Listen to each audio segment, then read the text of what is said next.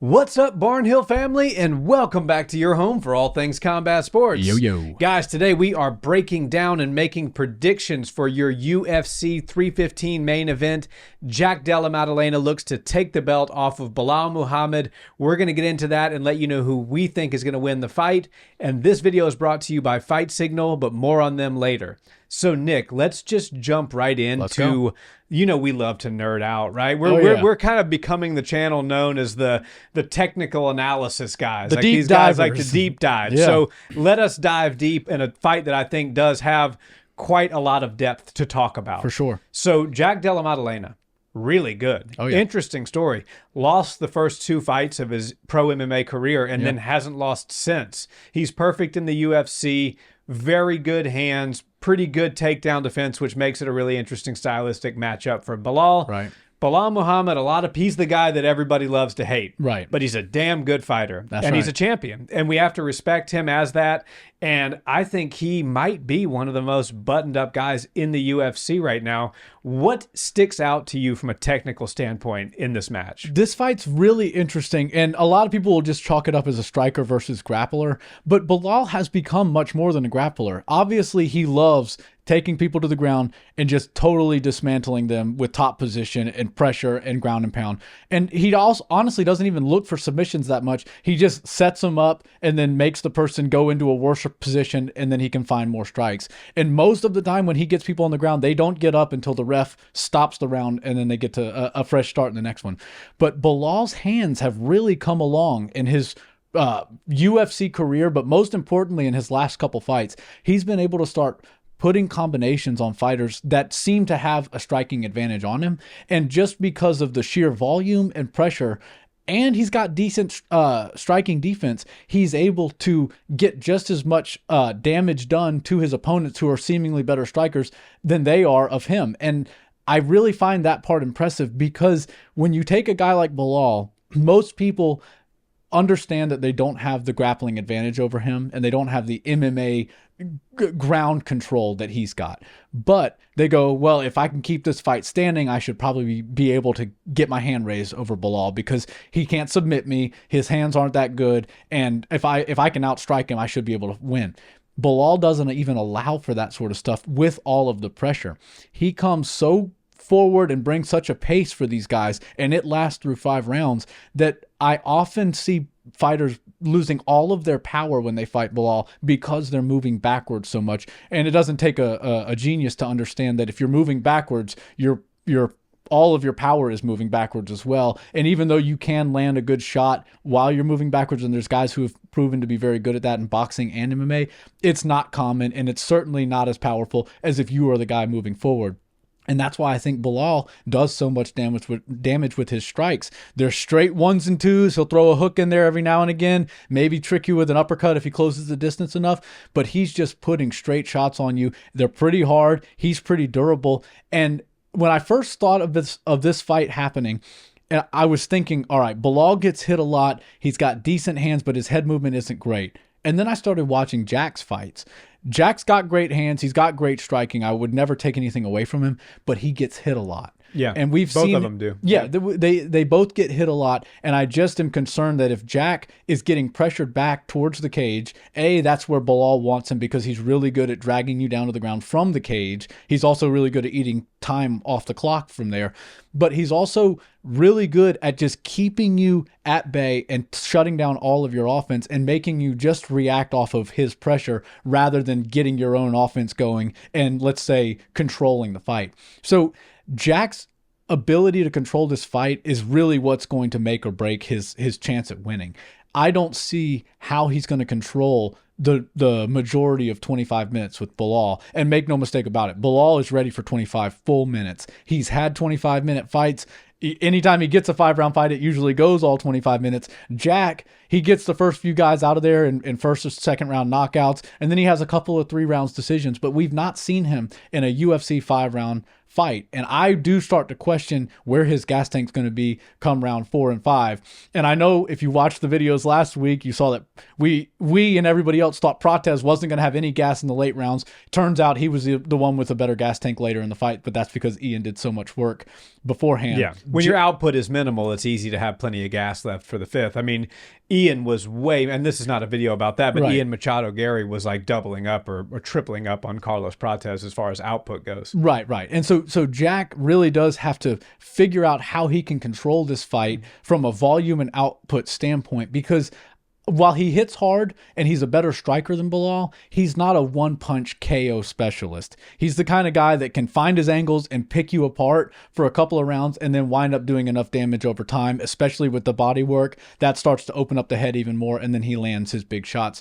Nothing that special. He's throwing really crisp hands at you. His defense is usually buttoned up. He likes to keep a high guard, lets punches sort of graze off of his hands and off his arms and gloves.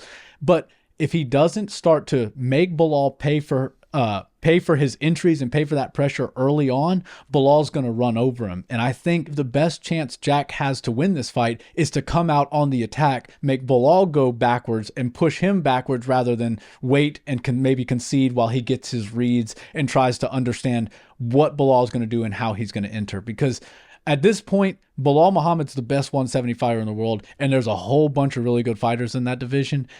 I'm not convinced Jack Della Maddalena is the #1 contender in that division. I don't believe he's the second best guy at the welterweight division. I think he's the right guy for the next title shot, but I also think given his strength of schedule, the fact that we've seen guys like Gilbert Burns, who's a great fighter, but he's not Belal. A little older, a little longer in the tooth now. Completely control him on the ground and have no answers to get back to his feet until the ref helps him up.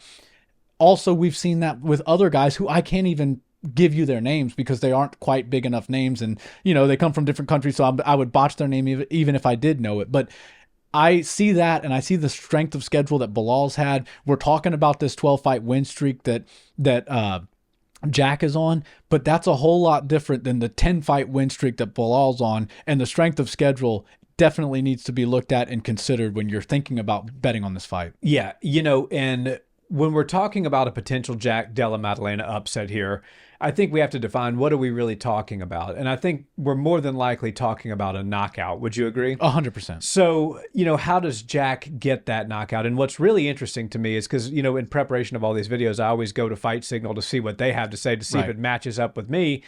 And they actually have Jack Della Maddalena winning this fight as the underdog. And they are 94% confident in their prediction, which to me... Now, that's crazy. That's pretty mind-blowing. It made me second-guess my prediction for a minute. Yeah. But then I'll get into that later. Yeah. But Jack Della Maddalena, let's talk about what he does, quote-unquote, better than Belal. Okay. He has a higher striking volume. He has a higher accuracy, and he's got a higher knockout ratio. Right. Now, you just mentioned strength of schedule. Strength of schedule matters because I could go pull the champion out of, use Fury because they're our local fight promotion here, out of Fury FC here in Houston and say, this guy, he's got better stats than your champion in the UFC. Okay, great. Who's his opponents? Right. So that matters. Belal Muhammad has been fighting at the cream of the crop for the last, 4 years, 5 years, and he's unbeaten. The UFC's trying to get him beat. The UFC's trying their best to get somebody to beat this guy, and nobody's been able to do it in a little while. So I think you have to take the statistical numbers with a grain of salt because, yes, he has a higher volume, a higher output, and a higher knockout ratio, but against who? So Jack creates angles really well. Yes. You mentioned that. Jack Della Maddalena is a master at getting off the center line and hitting you where you can't really hit him. And that's kind of boxing 101. If you watch Vasily Lomachenko, fighters like that are really masterful at stepping off center line, creating advantageous angles, and striking you in places where you really can't return fire.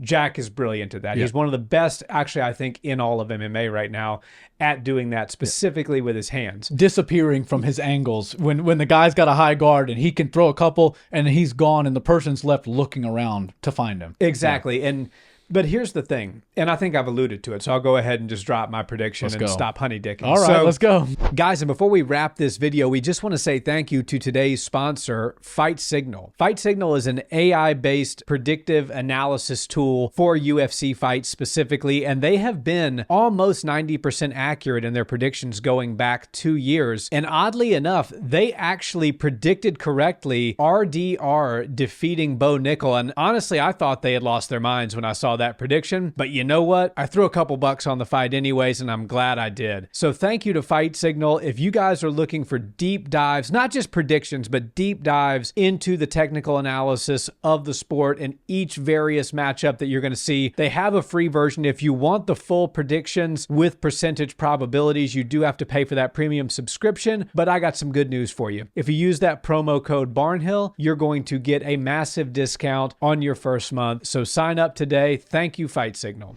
I think Belal Muhammad's going to win the fight. Okay. And I think that he just doesn't do anything ever that puts him at massive risk. Right. Belal's never going to, I mean, and people hate him for it, but that's okay. You know, Belal's never going to be the guy that goes in there and points to the center of the octagon and the monster M like Max Holloway and says, let's throw down. Never. Belal, no, he's a very strategic, game plan oriented fighter. Right. He knows how Jack fights. He, I'm sure, has brought in some guys that can mimic some of Jack's moves. For sure. And he's actually very long with his ones and twos. He's not the tallest guy for welterweight, but he's very long when he strikes. Yep. He stays behind his ones and twos until he sees his opportunities to come in, and that's when he closes the gap, usually when you're in a defensive position, so you're not returning fire on him. So I think it's going to be really hard for Jack to rope a firefight out of Belal Muhammad. I think that's going to be almost impossible. And as I said in the beginning of this little part of the conversation, if we're talking about a Jack win, we're talking about a knockout.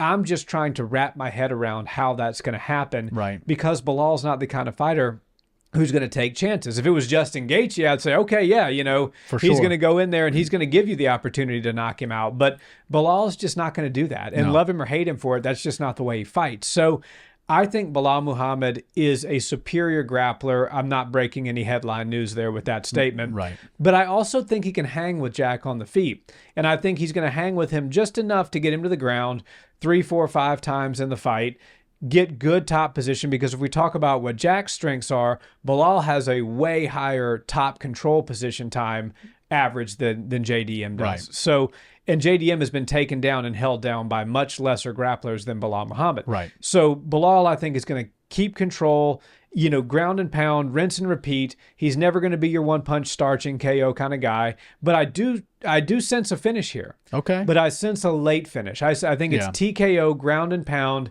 Belal Muhammad is going to take control of the fight early on. We know Jack's a slower starter. Jack's going to come out, try to find his bearings, probably get taken down in the first round. Probably not a whole lot of damage taken by JDM. He's going to live to fight the second and third rounds, but systematically, Belal's going to break him down, and I do believe he's going to have enough.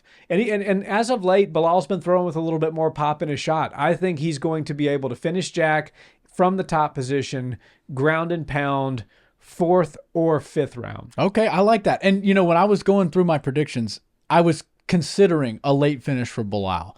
I thought that if JDM wins, it's because he comes out guns a-blazing and he gets the jump early on and then can control the fight, looks for a mid-round fight finish. You know, I think that's the best chance Jack has. And if you want me to get hyper-specific on what I think Jack could do to win this fight, is Belal Muhammad's going to shoot. And we've seen Jack get taken down a lot of times, but in every fight that we've seen him get taken down, everybody seems to get pretty comfortable with the takedown attempts on him. And at least once per fight, everybody overshoots or undershoots their takedown and winds up getting their back taken by Jack because of his sprawling and just ability to scramble. So I think that aspect is very interesting, because if JDM wins, I think what's going to happen is Belal might shoot in on him and somehow wind up getting his back taken.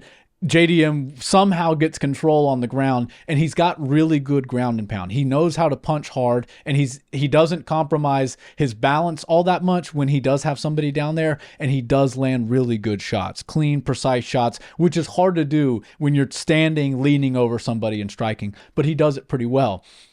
The other aspect of this, and the reason I'm not going with a finish, is because Belal Muhammad is a really good grappler, and he will threaten. I thought you were going to say because Belal Muhammad is a decision machine. Oh, no. Well, see, that's the thing. I thought you were going to rile some people up there. That's the thing. The MMA gods are probably going to show everybody like, oh, you think he's just a decision guy? Watch this. He's going to beat one of these heavy strikers with some striking. That's just how the game works. But I think if Belal Muhammad is able to go out there and control the fight, JDM isn't going to have any answers because he does like to prioritize his power, but he uses too much patience early in the fight. And if you use patience against Belal, he's going to walk across the cage and put you on your back. And the first round is going to go to Belal. I believe he's going to walk across that cage, and just like several other people in JDM's career, he's going to wind up taking him down within a minute, the first 30 seconds of the fight. That's just how Belal works, and his takedowns are so good. And unfortunately, JDM's takedown defense doesn't start to look really impressive until later in the fight when his fighter or his opponent is starting to get a little bit more tired, and then the shots get a little bit more telegraphed. Early on, he's willing to stand and trade with his fighters, and he doesn't really care. Also, he primarily uses hands, which means he has to close the distance. He's not in kickboxing range. He's now in boxing range. And that is close enough for a guy like Belal Muhammad to get his hands wrapped around your body, to grab a hold of a single leg, or to shoot through and push you all the way to the cage with a double. Belal can do all that all night long. And Jack Della Maddalena has shown me in his short UFC career that he handles adversity well. He's hard to finish even when you do get him in a compromised position on the ground. But I just don't know if he's going to be able to take the beating that Belal gives him early on, round in and round out, and wind up on the bottom and stay on the bottom until the round's over and Belal gets lifted off by the ref. I don't know if he's got the ability to stay in the fight and present trouble for Belal. So that's why I really do think JDM, hard to finish, Belal Muhammad, tough as nails, and doesn't really have a lot to worry about aside from single shots and powerful punches from JDM, which is why I think the king of the decisions, remember the name Belal Muhammad, is going to win this fight, but he's going to do it in the way that we all know and love him to do the fights that he does best. Do we all love it, or decision? Is it just it's one of these things, right? Where I think he should just go all the way in. He should just rack up lean into the troll. Rack up as many hours in the cage as you possibly can. You know, there's those stats. It's like Clay Guida's been in the UFC octagon for 13 and a half hours. It's like how I think Clay Guida has fought in the UFC, if you add up the whole time, longer than my son has actually been alive. Oh, I would 100% believe that. I can't prove it on numbers, but I think that's accurate. But I think Belal Muhammad is one of those guys where he's getting made fun of across the entire sport.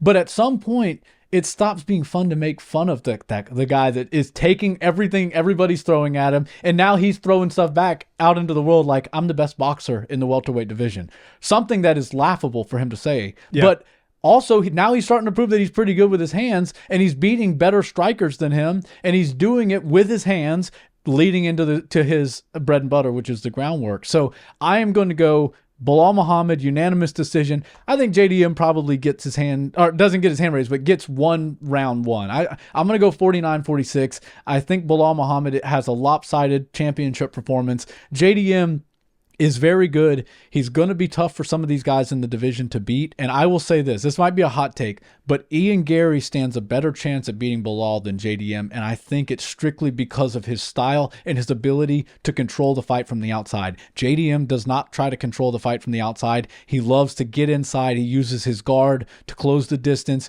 and he makes you pay for your mistakes. So I've got Belal Muhammad winning by decision. Remember the name. He's going to win this fight. And then that's going to throw a wrench into all the plans that everybody on the internet has been talking about between 155 and 170. If JDM wins, Islam's moving up. If Belal wins, that's his friend. He's going to let him do his thing, and then the UFC is going to fight Islam again at 155. I believe the UFC wants to see Ilya versus Islam at 155 for the belt in June. I think that they understand that JDM is a good fight for Belal, but it's not the fight that Belal is going to lose his belt on. And I think that's why they gave him this fight. I think they want to see Islam Makhachev defend his belt against Ilia Topuria. That's the biggest fight they can make right now amongst almost any division. So that's a little bit of my tinfoil conspiracy theory hot take on this fight. But I do think that Buckley, Gary, and Rachmanov are all more difficult fights for Belal to win than Jack Della Maddalena. Yeah, I would probably agree with that. Okay. And I do think there's something to it that it's JDM versus Belal. I think the UFC does feel pretty confident that Belal is going to get this victory. Right. And as you said, they do want to see Ilya versus Islam.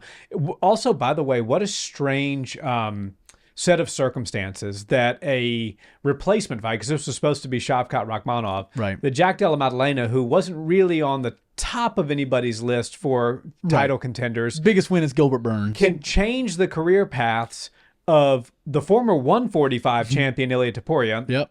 The current number 1 pound-for-pound fighter in the world, Islam Makhachev. Belal Muhammad. Also, what's going to happen for Ian Gary and Joaquin Buckley if there's a logjam? You know, there's so many fighters now that are affected by this one fight. The ripple effect. It's the butterfly effect. You would have never agreed that the butterfly from down under flapped his wings and it changed the career paths of everybody. But that's I just think before we wrap the video, it's interesting and an interesting point and worth noting.